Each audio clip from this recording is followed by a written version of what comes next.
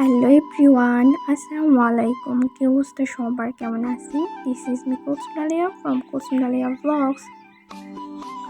আজকে হচ্ছে আমাদের মরিচ গাছে মরিচ হারভেস্টের একটা ভিডিও নিয়ে চলে আসলাম। যদিও এটা অনেকবার করা হয়েছে।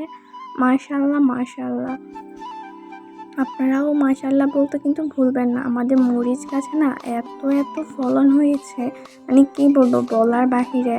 এত মানে আমরা প্রায় 3-4 দিন পরে পরে হচ্ছে মানে মরিচ যেগুলো বড় বড় হয়ে যায় ওগুলো হচ্ছে তুলে ফেলি। তারপরে এত মরিচ আসে মাশাআল্লাহ। আর মরিচগুলো দেখেই বুঝতে পারতেছেন কি পরিমাণ মোটা মোটা আর স্বাস্থ্যবান হয়েছে। আর এখানে গাছের মধ্যে এখনও প্রচুর মরিচ আছে। এখন সবগুলো মরিচ উঠায় আমরা নিচে নিয়ে আসলাম। আর আমি আর আমার ভাই মিলেই তুলছি মেইনলি।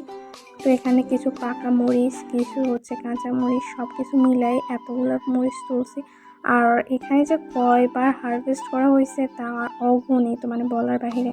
এ পর্যন্ত অনেকবার হচ্ছে এরকম করে মরিচ তোলা হয়েছে। তো আপনাদের কাছে এইরকম ফ্রেশ জিনিস গাছ থেকে ছিঁড়তে কেমন লাগে কমেন্টে জানাতে কিন্তু ভুলবেন না। আমার কাছে তো অনেক ভালো লাগে, এরকম ফ্রেশ জিনিস গাছ থেকে ছিঁড়ার মজাই আলাদা, তাই না বল?